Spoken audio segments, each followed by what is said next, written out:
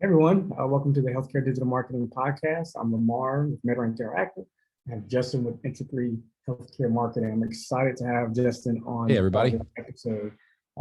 Just amazing entrepreneur, also an expert in the healthcare space. We both love this industry, and I'm excited to interview him and just let him show his expertise. So, without further ado, Justin, would love for you to just open up and kind of give us some background knowledge on who you are, where you're from, what you do. Yeah, absolutely. Well, first off, as you said, I'm really excited about being on. Thanks for having me today. I love talking to people that have been in the same space. We were chatting actually before the podcast. It used to be not so crowded of a space, so it's always nice to meet somebody that's been around. I think longer than even we have. So it's really cool. I'm excited about talking today. My background is we own a medical focused marketing agency. We primarily focus in the multi-location surgical space, which has become more and more consumer focused and patient focused. It used to be very dominated by the referral patterns, but I think COVID really changed a lot of that, the referral patterns and just the way that we reach people in general. But we've been doing it for almost 10 years. My wife and I founded the agency together. I run the day-to-day operations, and we primarily help those surgical practices grow through website design and development, highly focused search engine optimization, mainly building out content to help those practices rank for the surgeries, the treatments, and the conditions they provide to patients around each of their locations. And then we do a lot of paid advertising to attract those patients and get more appointments booked. Oh, that's awesome. And so give us a little background on your experience before you started this agency. How did you cross over into, because I know it's hard, right? A lot of entrepreneurs will listen to this episode and they're like, how is that possible? Like, how do we take that leap of faith and start a business and, 10 years later, still happy with what we do. So we'd just love for you to share like some context on how you got here. Yeah, absolutely. I started the journey very early on. And so there's a lot of learning years that I've talked about. We started the agency, I was like 25-ish. So I didn't have honestly a long-standing work history at that point, but I had a unique kind of start. Had a finance background. We were coming out, we were kind of part of the crew in 2011 that were coming out in a post-financial crisis world. So there weren't a lot of available jobs for post-grad kids because like me, I was sitting down in front of finance people that even had close relationships, say with my dad or something. And they're like, well, I can't hire you. I've got a stack of MBAs that are out of work that I've got that take priority. So I was struggling to find a job. Long story short, I've kind of fell into an internship at an early stage investing fund. And that allowed me to see a lot of the front end entrepreneurial startup side. We were creating a lot of companies in-house. We were self-funding them through capital raises. And doing that, I just wore a ton of different hats. And a lot of those hats ended up falling in marketing because we had to brand these companies. We had to create logos. We had to create websites. We had to get all the stuff in place. So when we did find a CEO and we funded those companies, we could launch them out to market. And that was really kind of my first introduction into kind of end-to-end digital marketing. And my wife was working in the healthcare space. She started her career working with what became one of the largest ENT groups in the Southeast. And we started working together through one of the businesses that had started under our portfolio. And just kind of one thing led to another. She introduced me to the healthcare space and saw it's a really protected niche, as you know. Even through what we went with COVID, there was actually an explosion in that industry versus a lot of industries got really hurt and are still continuing to do so. And so that was really kind of my background and what led myself and her kind of deciding to go down the direction of let's just work in the medical field. Nice, that's awesome. Your wife gave you a layup and you dunked it. I love it. Exactly. And we were just dating early on too. It totally made the transition into marriage very easy because there was no like having to learn how to do finances together and everything, because we started it when we were living in a 1-bedroom apartment that was 600 square feet in Buckhead, and we couldn't afford internet or cable the first year. And so I literally went up to a Starbucks every day to get a glass of water and work on the business. Oh yeah. Man, I remember those days. Like, I love the story behind, working with your spouse, right? Like me and my wife, we work together, but it's still very independently when it comes to like the business operations, because she and she manages the kids. I run the business, but she brought us on our biggest account when I first started, kind of very similar to you guys, where, I was working at, coffee shops. She happened to work for like a med spa, and she was Yeah. getting her teeth Yep. cleaned by a dental practice, and the dental practice happened to mess with the paperwork. And growing up, what they didn't know is she had a background in dentistry. So she kind of called him out on it, and she was like, by the way, Oh, my yeah. husband started a Yeah. marketing company. And so long story short, this account had 12 locations at the time. We helped them grow to 40. And so Wow. she's been more on like the sales side, really Yeah. just Oh, yeah. a people, a footprint and just us getting some of the right accounts and her being in the medical space. But I guess a question for you, because we don't work together day to day. It's more like Yeah. Yep. who gets some accounts here and there. What is it like to work with your spouse? For sure. That's a great question. I mean, we definitely even kind of personality type wise are different. We're definitely both type A's, but we just kind of operate very differently.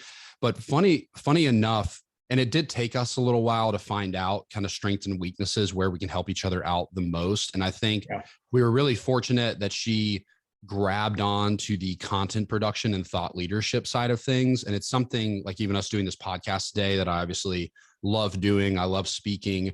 She just has a knack for it. And she dove in both feet and really learned, like even like what you see behind me, like setting up a YouTube studio, really perfecting, creating content at scale that had high quality to it, and unlocking LinkedIn 5 years ago. And so we actually fell into very similar roles. My strengths were much more so on the kind of entrepreneurial business growth side of things, creating organizational structures, all of those types of things, more of kind of a CEO role. And I mean, the credit is to her in terms of a lot of the growth that we've seen over the years because of her reach, the content that she creates, and her visibility on LinkedIn. And so as a result, she has handled a lot of that sales stuff like you're talking about. Things have certainly changed for sure. Just our roles naturally as we had our first kid during COVID. And that was a learning process for us both too, is her taking a step back to be a full-time mom. And now we're working on trying to reintroduce her back into the business and get her back into kind of that sales and content role that she's really passionate about, while trying to balance not overworking so she can be mom. And that's been tough. We've really had a lot of struggles finding consistent care during the middle of COVID because everybody's working from home now. So all of a sudden the need went astronomically through the roof and people didn't want to put their kids in daycare. So we ended up falling like last in line behind that. If we had done it like before, we wouldn't have had much trouble. But yeah, I think a lot of it too, that we have learned over the years. And I think if you're a watcher of The Office, as so many millions of Americans are, I think Michael Scott has a great quote in there where it says it's not personal, it's business. And he said, there's nothing more personal than business. And I think that's really true when you're working with your spouse. It's hard not to blur those lines when you're sitting down at the dinner table at night and naturally can go back into the business world and converse about that. So I think protecting, not spending too much time in natural conversation, reflecting on the business when you have private time. And when you either or need to vent, you have to learn a way to vent without stressing the other person out. That's definitely my big thing is I vent to her and it ends up being like an unloading session that ends up just stressing her out too about where we're at in the business and what I'm trying to do. And that's something I had to balance too, is it's always personal and there's nothing more personal when you're doing it with your spouse. And so I think being aware of that situationally is something you have to learn too. Yeah, I think I love to hear that, though, even though it's always going to be ups and downs, there's going to be different conversations. You're trying to figure it all out. But I think when you think about business, a lot of people want someone there in the trenches with them, helping them, figure it out. And so you'll see partnerships, just two random people, they come together and there's a divorce, right? And I think it's nothing better, and like in my situation, to have your spouse knowing she's got your back, right? Like you guys can have conversations, disagree to agree, but figure out a common goal and solution for the family. Absolutely, for sure. Not in the business. So I love to hear that. Also, I guess for you guys have a podcast as well, you mentioned? We do the Patient Convert podcast. And we do a lot of kind of what you do is really just educate healthcare executives, physicians, and other healthcare marketers on kind of what's working. And we try to make it as applicable as possible by bringing case studies in, interviewing a lot of physicians that have gone kind of both feet in and either growing their practice or growing themselves from a thought leadership standpoint. But yeah, very similar to what you're doing. And we were on the train. We started it in November of 2019, and it was a new adventure for us. And then COVID happened like 3 months later, which tanked. But then obviously it came back as podcasting came back like 30 or 40% of growth rate once COVID happened. But yeah, it's been a fun journey for us too. But as you know, the most difficult thing is consistency. That's how you grow a podcast, is consistent content. For sure. So just in case the audience wants to listen to that, what's the name of this podcast? Yeah, so it's called the Patient Convert Podcast. If you Google it, you'll see it. We've got it listed on our website, intrepy.com, but it's on all of the major players too. What is it? Google Podcasts now, it's constantly changing. Apple Podcasts, Spotify, Amazon. So pretty much anywhere you listen to a podcast, you got an app, we'll be on there. Awesome. Well, thank you for sharing that. And so let's kind of pivot a little bit and get into the conversations about the marketing side. And I love having these conversations with experts like yourself. So when you think about the patient journey, how do you like market, or how do you focus on the marketing strategies that's going to relate in the right patient journey for the customer? Yeah, absolutely. That's a great question. I do think there's been a big benefit. I mentioned it kind of when I was describing what we do, especially as much time as we spend in the surgical side, that has historically, if you just look at going back to even the 50s and 60s, say when orthopedics, we spent a lot of time, was first coming around. Historically, it's been much more weighted to referrals that generate revenue for the practice than direct marketing. But I think in recent years, what we have seen is the patient journey has changed a lot.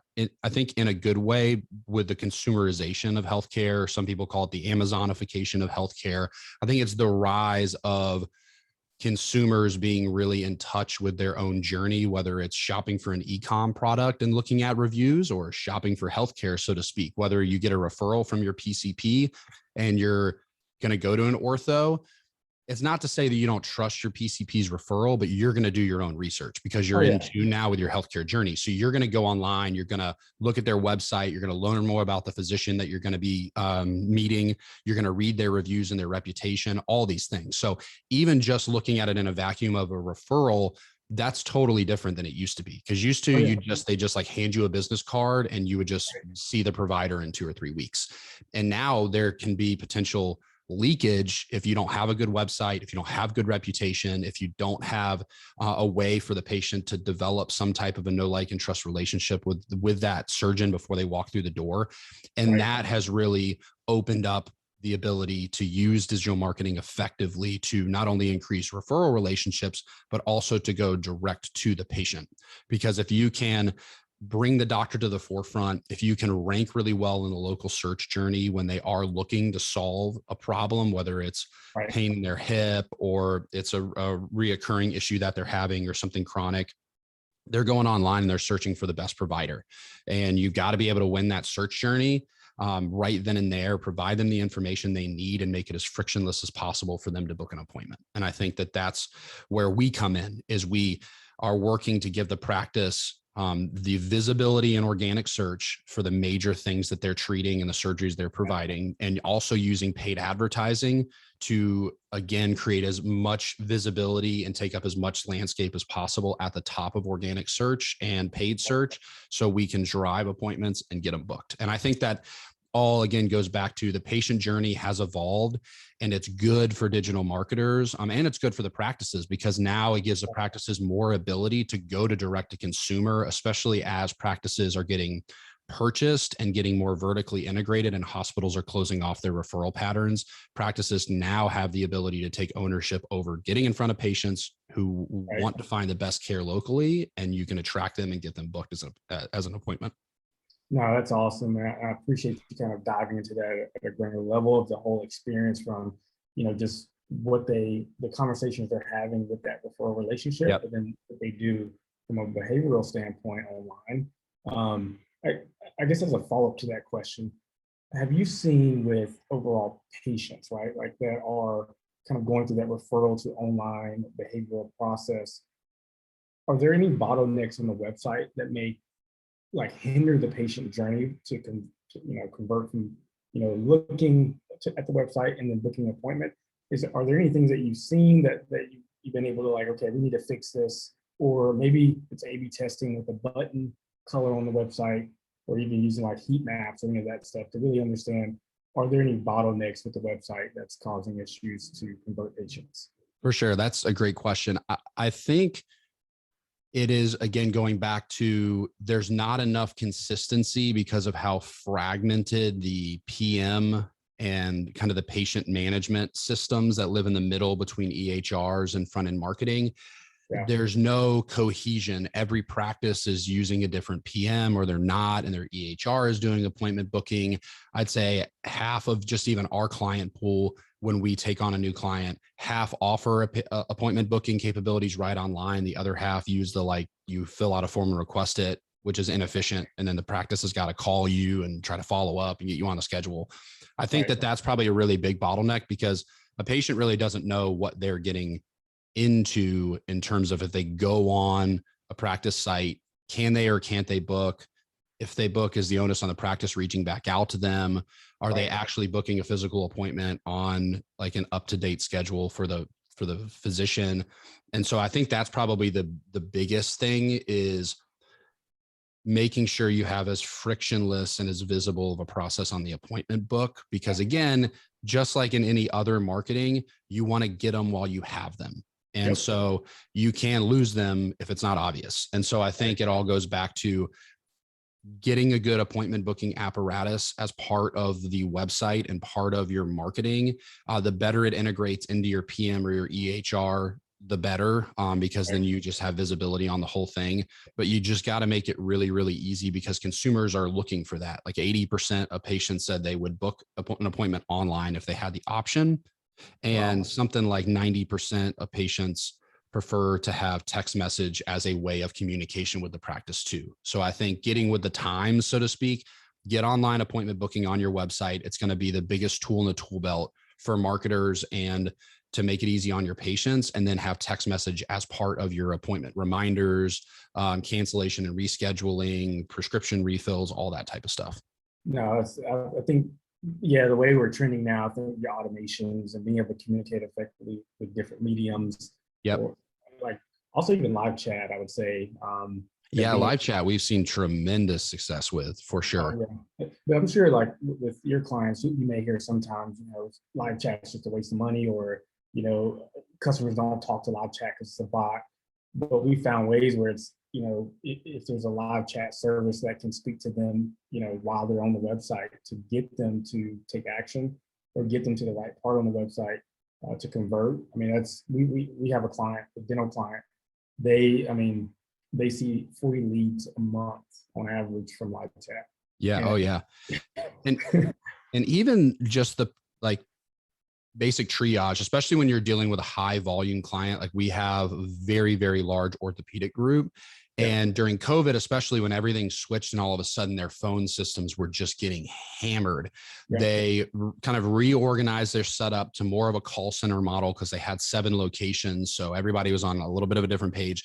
But in doing that, they introduced live chat, and it ended up being more of an apparatus for like post-surgical schedule follow-up, prescription refill, all of that stuff, which can be a substantial burden on the front desk as they're trying to deal with the lead generation apparatuses that we're doing. And they even just presented actually at the AAOE, which is the large orthopedic executives that we were at.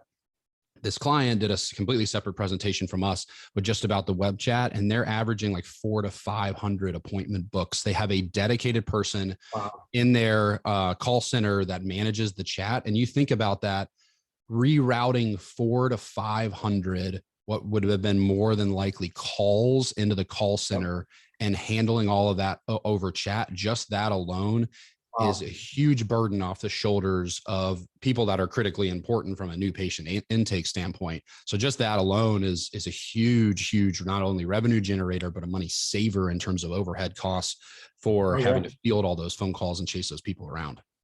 Oh yeah, I agree 100%. And I think, it also helps, the team in-house to focus on the existing patients without absolutely all these new patient calls that can be taken care of through a live chat specialist. 100%. I guess when you think about entrepreneurs who are listening to this, this is what I hear. I'm just curious to get your take on it in the surgical space.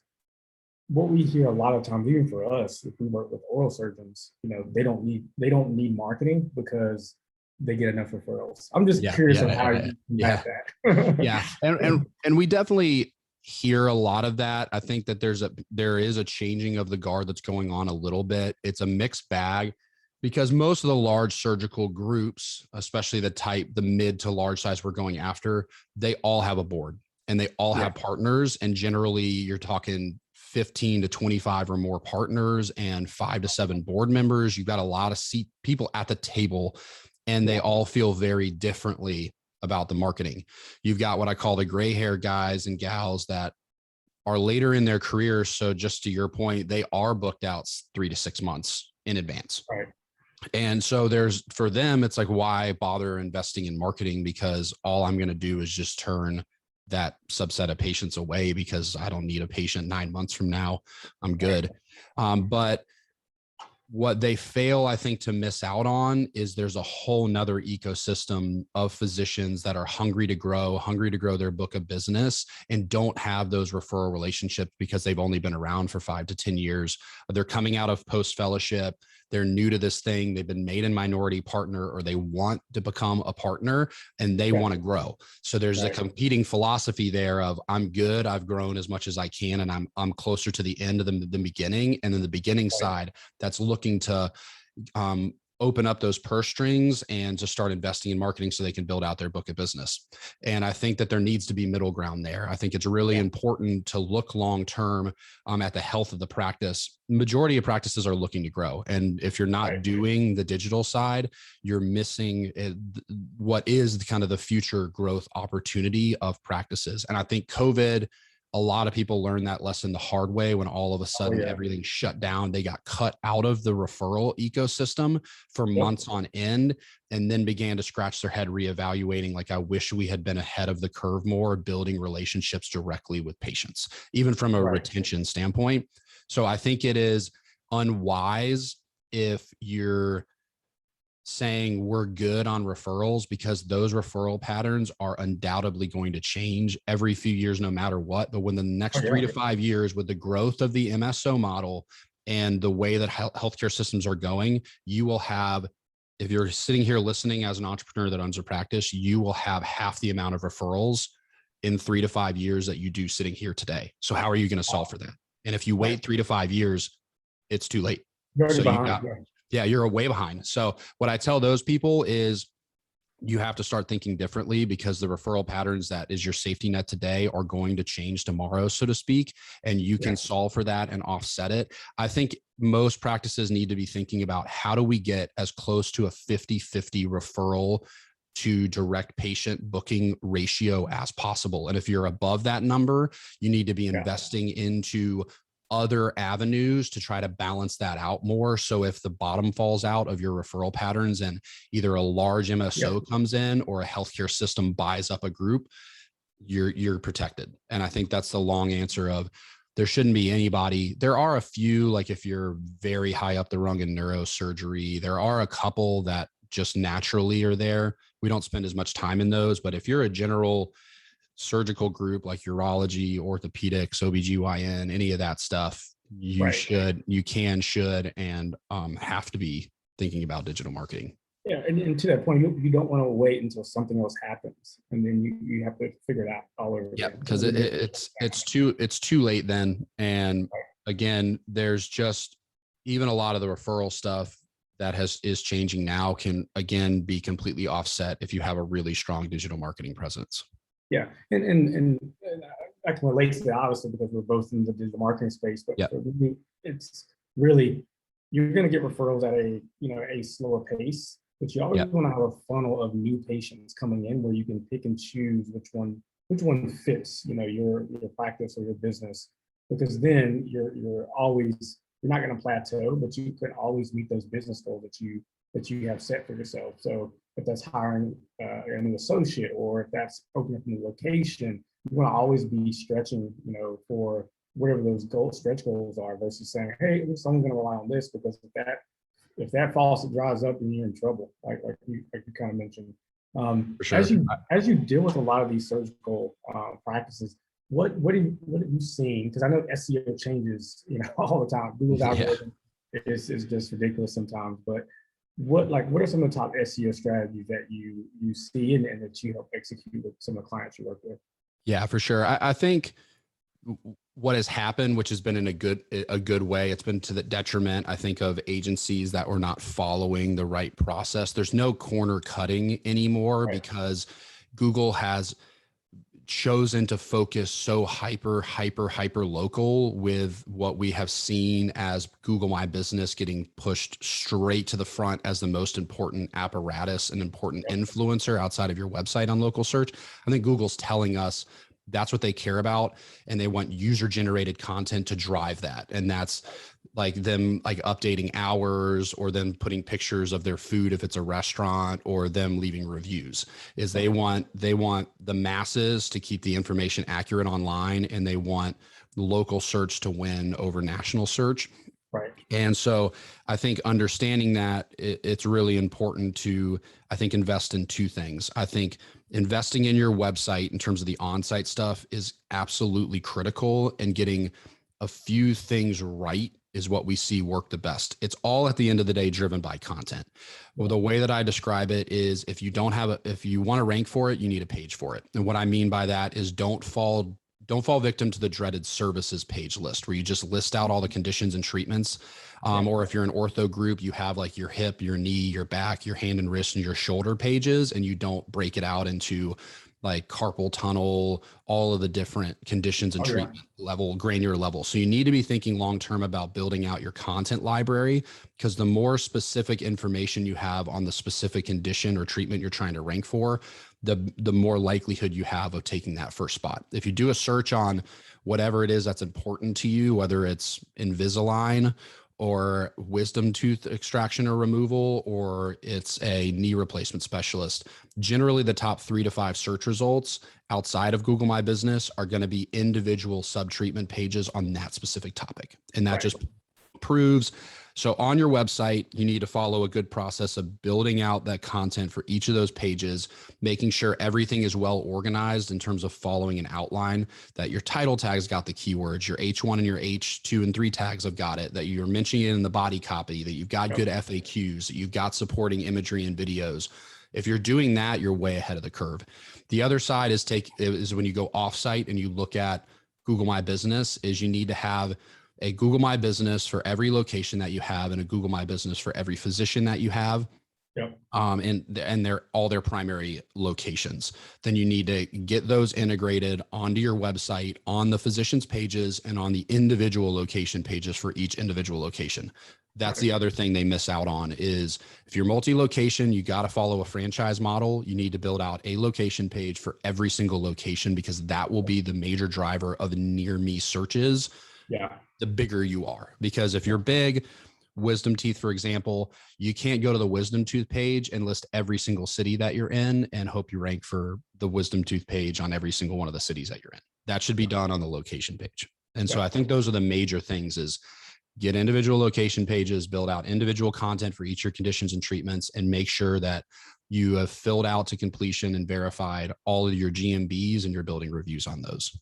Yeah, I love that. And I think to your point of kind of the conditions and treatments, get big granular with that approach. It's you're building, so Google's like, it really focuses on the user experience, right? So if there's a keyword in a location and that customer is searching for that treatment near them or in that specific town or city, and you have a page for that, you're giving Google exactly what they want, is their customers have the best user experience on that treatment and the location. 100%. So it's going to help overall conversions as well, because they're finding exactly what they want where they need it.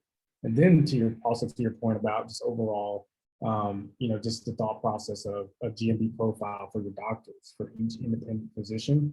Outside of the location, that's just a kind of it's a double win almost. So like if you could rank for the keyword and location with your doctor's profile and your location, you're dominating that map space. And I think a lot of doctors just miss that, right? If they don't have a marketing agency like yourself, handling those strategies. Oh, for sure. Yeah. And I think they're all too often, because of blogs just got so heavily associated with SEO. Like, you're not doing SEO if you're not doing blogs. Right. And that's just not the case, especially when you're looking at healthcare practices that really only care about ranking in a 10 or 15 mile radius. And I think agencies do them a disservice by jumping too fast to blogs before they have addressed all of the stuff we're talking about. And I mean, we literally have clients, we've written 30, 40,000 words of subtreatment and condition stuff before we've ever written a single blog. Wow, and so don't jump to blogs. Handle the cornerstone content creation and development first on your website. Then you can use blogs to support and strengthen and interlink back to those pages, especially the ones that are more competitive, like med spa, Botox. Everyone's trying to rank for Botox because it's a huge, it's a loss leader, but it's how you get patients through the door. But you got to have a strong Botox page first, and then you can start writing long tail search query blog posts on that topic to strengthen your main Botox page. But again, a lot of agencies will just come in like, you need blogs, and they're like, sold, because I've heard blogs are important for SEO, and then they'll start writing blogs. It's like, well, you don't have any treatment pages about the bleeding, so you're writing blogs about. So this is a huge waste of time. Oh yeah, and then what you'll see sometimes, and I'm sure you see this as well, they'll bring in, we'll look at the old blog content, and it's like 500 words, and it's not thorough, it's not detailed, it doesn't have any like brand thought leadership from the client to like help them, show their expertise based on the and most of the blogs are like way off base. They don't add any value at all. I mean, it's an extreme example because it's more national focused than it is localized, but like even Brian Dean, that's in our world as agency owners, he's like probably one of the biggest thought leaders on the space of SEO in terms of like learning from somebody as an agency owner. That guy sold a multi-million-dollar business to SEMrush, which is a huge tool that we use. And he wrote something like 80 or 90 blogs and was generating like 1 million or more users a month on his website because he focused on quality, not quantity. And that's just, again, to go back and reiterate, I'd rather a provider have 15 blogs that are just Mac Daddy than 500 that are about like a girl in the practice that like won a community service award and then something else that's random that adds no value. So that's, again, another important way to think about it. Oh yeah. And speaking of just like, that scenario where it is getting that much visibility, much traffic, and I know you guys work with multi-location medical practices. How do you, what KPIs are you looking at? How do you really meet their expectations per location based on proven data that you can show them to keep them happy, essentially? Yeah, for sure. That's a really good question. I think keywords are important to track on a location-based level. I think people get way too far in the weeds on kind of the ownership and success over the SEO program in particular as a whole based on where we're ranking for these particular keywords. I think they're a good eye test on if we're moving the needle or not, and the content is causing change, if that makes sense. But we've literally like lost clients that could not get past like a particular keyword that they believed was the end all be all that they must rank number one for, or we're doing them a disservice. The reality is even inside of that data, you should be looking at something that's one step further. And that is having a custom goals, or now that with GA4, it's conversions, a custom conversions report that is matching keyword traffic to keyword conversion. Because I have plenty of keywords that drive 5, 6, 7,000 users a month on our website, like medical marketing. The keyword gets searched 50,000 times a month and we rank number one for it. That's great. It makes me feel good inside that we get that much traffic. But is it converting an orthopedic surgeon who owns a 10 location large ortho group? Probably not. It's probably adding very little to our bottom line. And so with that, I think it's important to understand keywords are a good thing to look at, but you should look past that, and your agency should be looking at not only what keywords are people searching for, but what is ultimately driving traffic and converting appointment books. And the other side of it is appointment books, is looking at your ratio month over month, quarter over quarter, year over year, you should see a trend line of growth in the number, or just speaking specifically to SEO, of the number of organic search patient appointments that you're getting every month, because that's just proving we're growing the website visibility, we're growing more patients to the website, and as a result, we're getting more appointments from the work we're doing. And that's where the ROI kind of begins. Obviously, it doesn't end there. Like, did they get a surgery? Like all of those different types of things. But I think that's the other critical one is, again, it goes back to why having an appointment booking feature that you can track on your website is really important, is being able to see, are our goals, which are generally tied to appointment books and the number of procedures that are doing, growing in whatever space we're investing in. And in this case, just talking about SEO, we should be tracking that. And I think don't get too tied up into a lot of the impression level analytics. I think that they don't, again, at the end of the day, those should balloon as you're growing the amount of keywords that a site is ranking for. And again, it's a sexy number to see you go from like 100,000 search impressions a month to 1 million search impressions a month. But if the things we talked about, like conversions growing, appointments growing, traffic from your GMBs growing in terms of calls, directions, and website visits, if all of that stuff's not growing, it really doesn't matter how many people aren't seeing your website, because you're showing up in the 98th spot for a keyword. Yeah, it's the right trends, right? Like when you look at the data, and I love what you said there too, because you don't want to be looking at it like obviously you want to look at it week by week and month by month, but you want to see it in quarters too, because you really see the growth. Quarters are really critical. And it's important to understand as a practice. It's also important from an expectation setting standpoint for an agency to explain this story to the practices. Is paid ads is nice because there is much more of an immediate pop and feel to paid ads. Again, I still think people get lost on judging an agency way too early with paid ads. It takes like 6 months to fully optimize an ads campaign. That freaks people out. That does not mean you should not be seeing really positive trends. The 90-day mark is a critical juncture too, but it takes time. SEO is that much more so. There are quick wins when you come in and you clean house, depending on how bad of a shape that house is in, you'll see the wins faster. But SEO is a long-term eye on the prize type of process. And it takes 3 months to get going, 6 months to build steam, and 12 months to hit some major milestones. And I think it's important to understand that too, as you're investing in a higher ROI return that you probably won't see until 6 to 12 months down the road.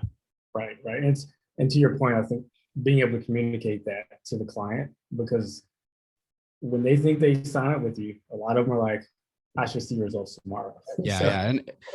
And it's a hard lesson to learn. I'm sure that you've probably learned it over the years too, is there, I mean, I've lost clients over the years that it was just simply due to the fact that I didn't do a good enough job at expectations setting. And if they could have, and some, you just can't get them there. They're just so caught up in what they believe and aren't willing to listen to what's reality. But at the end of the day, it is also our job to make sure that we're explaining the right story, because they're hiring us because they either don't have the bandwidth or they don't have the expertise, and generally it's both, to execute on this. But it's also our job and responsibility to hold their hand and say, this is how it's actually going to happen, versus whatever either your agency in the past did or your perceptions based on, just like us as patients walk through and we're WebMD warriors. Practices are SEO warriors by, I read a Neil Patel article this one time, and this is how you guys should be doing it. It's like, I appreciate that feedback. Thank you. I love those conversations. Like, one article is just like, you gotta change the strategy. Like, no, we're gonna keep it course. Next time I come in for kidney care pain, I'll bring my WebMD article in that I printed out. Exactly. You did mention, Justin, you mentioned paid advertisement. So what are some of the best paid advertisement of, I guess, the strategy of that, and then also just what you guys have seen to work for your doctors? For sure. Great question. I definitely think that there has been growth on the consumer side in terms of what they are expecting from a paid ad standpoint. What I mean by that is there was for so long, like you need blinders, you need crazy simple landing pages, you distract patients. I think that's we always build landing pages and test our ads using landing pages against the website. There's a variability there because obviously people's websites can be very good, very bad, and a lot in the middle. So certainly you have to do a test on, can the site sustain paid ads traffic in a good way? If the answer is yes, I think that consumers want more education than less now, even if it's paid ads. So I think sending them to the website is okay. I think it's really important to do A/B testing using Google Optimize or some function of that. So you're always looking to improve on your paid ads, and use landing pages to test against where you're sending the traffic on the website, say to a particular like condition or treatment page for whatever it is you're running the paid ads on. I think that's for starters really important. Making sure that you're tracking the whole entire funnel is obviously critical too. Tag Manager, Google Tag Manager is the best at that in terms of being able to house everything under one umbrella. Again, it goes back to, do you have appointment booking, and does your appointment booker have the ability to track the conversions through the appointment booking process? But in terms of actually like what ads platforms are working the best, I think Google Search, Google Ads is the number one winner, especially in the surgical and just the sandbox that we play in. And I'd be interested on your side too, because of how much you spend on the other side of healthcare, on the dental side, what you think based on my platform recommendations. Search by far. The reason why I love search so much is there is already a level of lead qualification that naturally occurs with search. And what I mean by that is push-pull in marketing. When you're pushing an ad on social media in front of whatever demographics parameters that you set in your audiences, you have no idea who it is and if they have any idea of what you're selling, so to speak, as a practice. Have they seen your brand before? Do they have that need?